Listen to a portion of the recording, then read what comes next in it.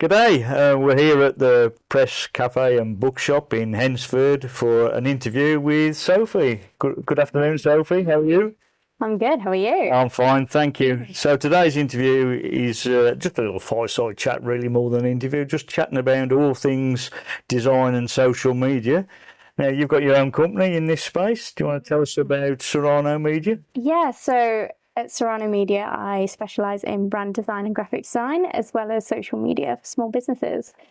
I think with the social media for small businesses side, it's just kind of make it a bit more accessible and affordable. I know it's not something that is easy to splash out on when you first start off. So yeah, when I set up the business, I knew that I wanted to kind of base it around that side of things. I'd seen that a lot of smaller businesses struggle with that, and they don't necessarily have like the budget for a larger marketing agency. So How long have you been in business yourself? okay, so just over a year with Serrano, but I've been in marketing for almost 10 years and graphic design, yeah. So you're a young startup yourself, lots of lessons learned. Yeah. Like myself. Yeah, you really go through it, don't you? Yeah. But there's so many good things, as well as you encounter lessons learnt, as well as like really amazing achievements. And I'm really nervous being on the camera. Don't like it at all. And Brooke Lewis, if you're watching, this is all your fault. Brooke was a young lady who worked for me over in Australia. Still does work with me and really pushed me into this space. And I guess I was trying to fumble along with social media until Brooke came in and put some structure around what we do. What are the first things that a new business should do to start promoting itself? So I think I might be biased, but I would definitely say start with branding, good branding, getting a cohesive and consistent brand identity together, as well as a brand voice and a feel to it.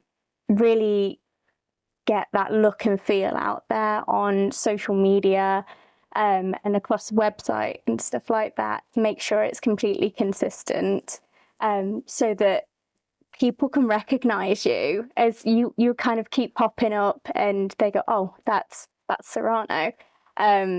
So, and I guess what do you really mean by brand? I've learned a little bit in this space. What is brand? To me that was daunting. What does the word brand mean? Gosh. So I guess with branding, it's anywhere from logos to colour palettes, fonts, as well as brand voice, like tone of voice, your values as a company as well. So what it is that you stand for and what it is that you don't stand for as well. So if you're quite sustainability oriented, things that your prospects can connect with and go, I really align with that. So it makes them kind of want to deal with you as a business and follow you.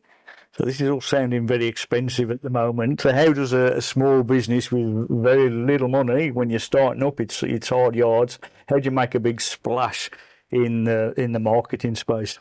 I think with branding, it can be quite expensive. It is an investment, but like I say, that goes across social media, website, everything that you do marketing wise, including advertising. But for making things a bit more affordable as well, making sure that you're on social media, you're on the right platforms, that you're being personable and like really draw people in and kind of grab their attention and make them feel like they've got that like trust and connection with you. As well as I think utilising free platforms when you're just starting off. So Canva is one where you can utilise that for free, or Wix, you can build a Wix site for free until you're ready to then upgrade and like move on with a paid subscription when you're ready to invest. So I guess utilising those free platforms. I know I had a company called The View from Hero in Australia build our brand, and when they started with us, they got me looking at all these Instagram pictures and saying, what do you like about all these pictures? And I was like, well, what's this got to do with me and my company? And they were trying to work out colour schemes. Oh yeah, photography is like a huge part of it as well. But yeah, like even consulting with a brand professional, whether that's on brand identity or brand strategy, or marketing in general, just having a few sessions with somebody. I know that's something that I do for smaller businesses, to really hone in on what that smaller business owner needs. Yeah. So whether that's like how to kind of navigate social media or navigate a website, that kind of thing, if they're not in a position to pay for monthly social media management, then I can do sessions with them to kind of show them what they need to know until they're ready to get to that point, so they can do those bits beforehand. And get going on their own. Yeah, exactly. Make a It just start. gives them a bit more confidence with that. So how important is social media, for a small business? And I guess, how can they use it well? Because there's a bit of an art to this. Yeah, I'd say it's very important. I think I look at social media as a bit of it's your shop window now. You're not, especially if you're an online business, you're not just walking past the shop window. That is your shop window. If you wanted to know about my business, the first thing you'd probably do is go to my website, or you'd go to social media and check out what it is that I'm doing, what I stand for. So making sure that everything looks nice and that it feels welcoming and your messaging is correct as well. It's definitely something to it's worth getting your head around, because And I assume your sort of identity of your brand needs to be consistent on whatever channels you're using. Yeah, exactly. So that if they go through to your website and then go to your social media, I can see like it's the same brand. It's part of this. It doesn't look completely different. There's not completely different types of photography or totally different colours and fonts, and it's just all over the place. Yeah, definitely keep it consistent, because it's another way to build trust. Oh, that's good. And how can a new business connect and find the right customers? This is $1 million question here. How do I get the money coming in? I think market research, and then target audience research. So work out who it is that is buying from you, who you're targeting yourself towards, and then create a buyer persona. So a buyer persona is like your ideal customer. I guess what they work as a job. It can be very specific, like gender, age, what they do for a living, all sorts really. But you can really hone in on a specific kind of target market and get yourself in their headspace. And then that helps you better understand how to market to that person. So yeah, I definitely have a look into how to work out a buyer persona. It's a very good one.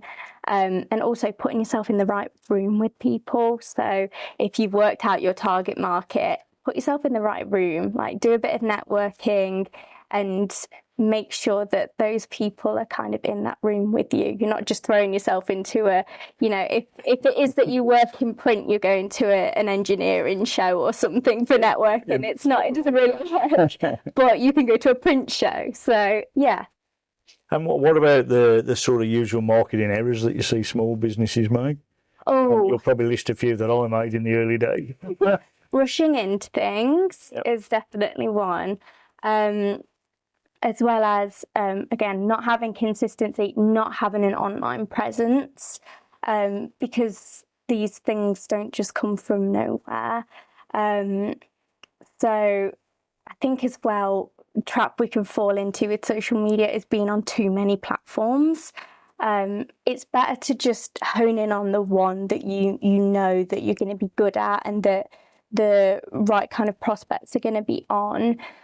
So for me, my strongest platform is LinkedIn, and I really enjoy it. And I tend to write all of my posts to be tailored towards LinkedIn. Is that because you're really business to business in your organisation? Yeah, I think so. As much as I do B2C as well, it is mainly B2B, but also through the networking things that I usually go to, it's nice to meet people and then add them on LinkedIn, and then I can build connections with them through that. And it is a really nice community. I've got a lot of supportive people on there, and it's just lovely. But that's my strong platform. Yep. So like it might be for other people that their strong platform is like TikTok or Instagram. If you're a beauty business, it might be that you prefer Instagram and Facebook, and you put the same kind of content on both because it works that way with Reels now and all that video content. But it might be that plays in your favour, because it probably wouldn't if you were on LinkedIn for that kind of thing. So knowing where you need to be. Interestingly, in the world I'm in process improvement, one of the first things we do is focus on the customer. Who's the customer? What's the persona? And there's actually a YouTube video on there that I've done around customer personas. So have a look at that if you're listening in, because it's really important to really focus tightly on who that customer and target market are. Yeah. So have you got experience in like really honing in on that? Very specific. The reason I'm sat here is I did a marketing course with a company who've got a platform for education, and that marketing course was not about building a course. It was about how do you find your target audience, how do you break down the trust war, how do you engage them. And I honed in on a customer, and then I got critiqued, and it came back saying that's a crap idea. Now you need to really focus a lot tighter on who that person is and where they are, what it is they're doing in their business. And that's what's led me down to startups and entrepreneurs, but really uniquely on this channel. So it's really good. Now, I've got a question outside of marketing for you. Go on. If you were going to give a young entrepreneur or a young startup business some advice on what not to do, what not to do, what is the one thing you would advise a new business? And it could be on anything. It doesn't have to be on marketing. If you think about your journey so far. What not to do? That's a really tough one. What would yours be? Oh. I think mine. One of my biggest things is I do rush and tackle things and don't do the thinking and the planning. And I've had a couple of failed businesses prior to this one. And when I got together with my business partner over in Australia, Chris Alford, if you're listening in, it was a bit of a yin and yang relationship between Chris and I. I was the one who would run off and chase all the shiny new toys, and Chris would be the one who was pulling me back, saying no. But he'd also be a bit too, we've got to tick all these boxes before we go, and I'd be dragging him forward. And it was a real good balance, and we still have that relationship today, and it's been fantastic. So for me, it was don't rush and chase all the shiny things. Really think strategy out and what it is you're trying to achieve and why. Yeah, I think I would recommend that it's probably not what not to do, but probably teeters in the middle. To follow your gut.